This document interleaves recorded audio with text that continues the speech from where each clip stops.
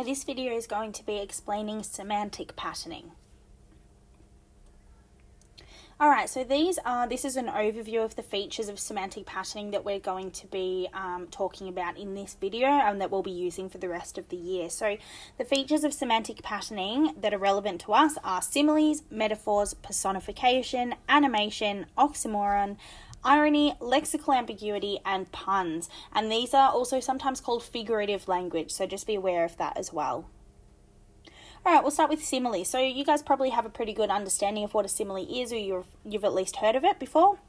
So they are descriptive figures of speech that we use to compare one thing with something else, typically to make a description more emphatic or vivid. So it really makes people notice a comparison between things or notice the similarities between things, and that helps us to understand the text more deeply, more vividly. So similes use the words as or like to draw similarities between things in the phrase. So, for example, we have the little kitten was as brave as a lion, or her eyes sparkled like the morning frost. So if we think about that second example, by saying like the morning frost, it makes us think, maybe of something that's cold, blue, or, pale at least. So we have all of these associations that allow us to understand the way that her eyes sparkled in more detail. Metaphors function in a very similar sort of way, but structurally they're a little bit different. So it's another figure of speech that says that something is something else in order to draw parallels between the two things as well, like similes. So they're used to create mood and to make descriptions more emphatic and vivid, just like we said with similes. So, for example, we have John's suggestion was a band-aid for the issue. Okay, so it's saying it was a band-aid. It wasn't like a band-aid. It wasn't as ineffective as a band-aid. It's saying it was. Australian society is a melting pot of cultures. My son's room is a bomb site. So all of these things help to paint a, again, more vivid picture of the scenario.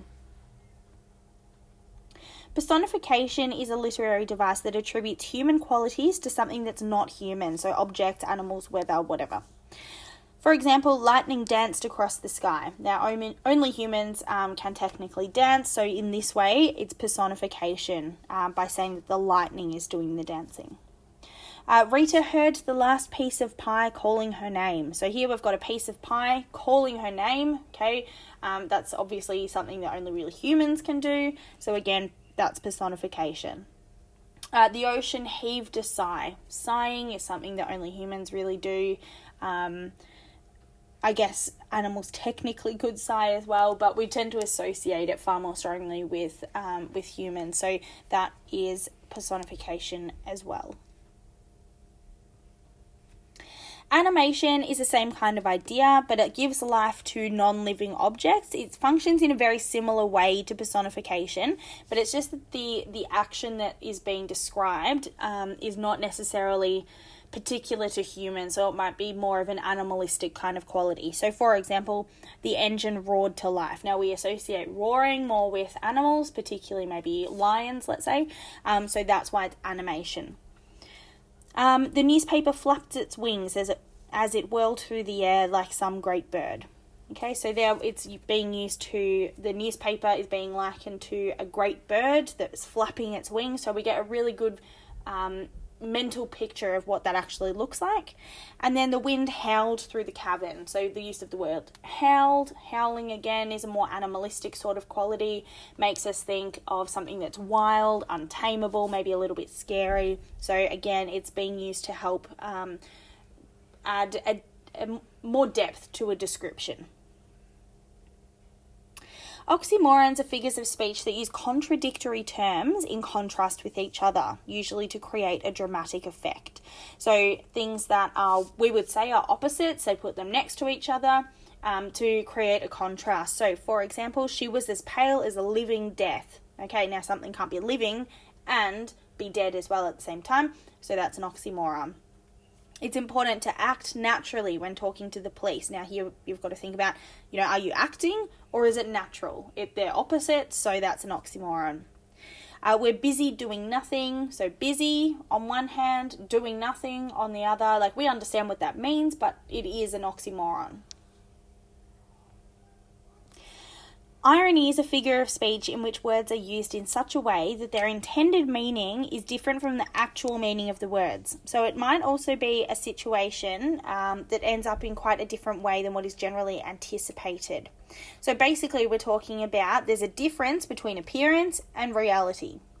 So, for example, this top one, he enjoys his job about as much as a root canal. Now that's ironic because we know that can't be true.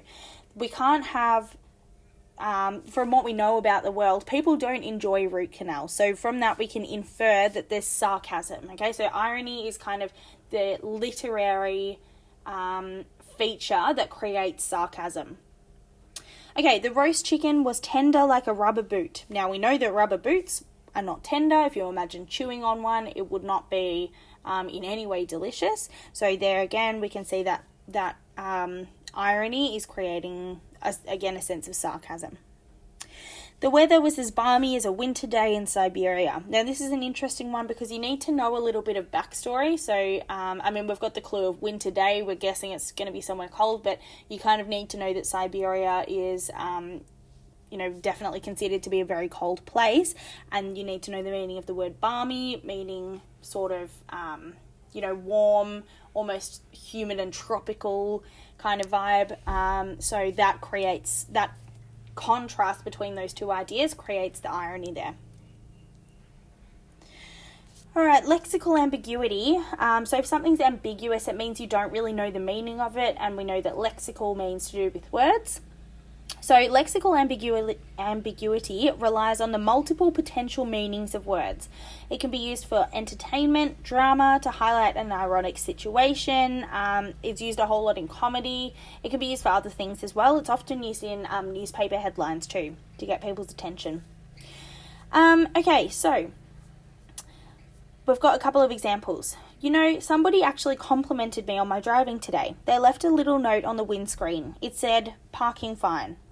Now, the lexical ambiguity here, the thing that's not clear, that has more than one meaning, is parking fine. So it can either be interpreted as the parking is fine, like that's a fine park. That's parking fine. Cool.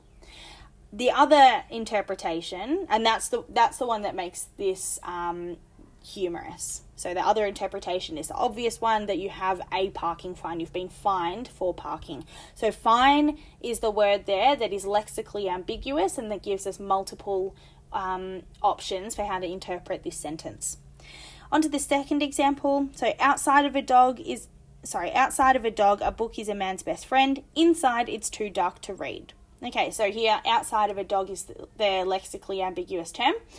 And the two possible interpretations are, we have outside of a dog meaning, aside from a dog, like ignoring dogs, a book is a man's best friend. But then we have the literal meaning of being literally on the outside, the physical outside of a dog. All right, puns. Puns are jokes that exploit the different possible meanings of words or rely on homonyms. Okay, so they typically rely on homonyms, which are words that sound the same but have different spellings or meanings. They're often used in newspapers or magazines, online a lot as well, in a lot of headlines. Dad jokes, what you would consider to be dad jokes, often rely on puns. So, how many tickles does it take to make an octopus laugh? 10 tickles. Okay, now that is a pun because we have 10 tickles. We've been asked how many. Number, tickles, makes sense. But we also have tentacles. The word tentacles is, it's a homonym for 10 tickles, which is what creates that joke. I'm positive I just lost an electron. Better keep an eye on that. Okay, so we've got keep an eye on that as a phrase, and then ion as relating to electrons. So that's the one that creates the pun there. All right, I'd like you to go and test out your new knowledge. So go to page 118 of the Meta Language textbook, and I'd like you to complete the Apply Your Knowledge table on that page.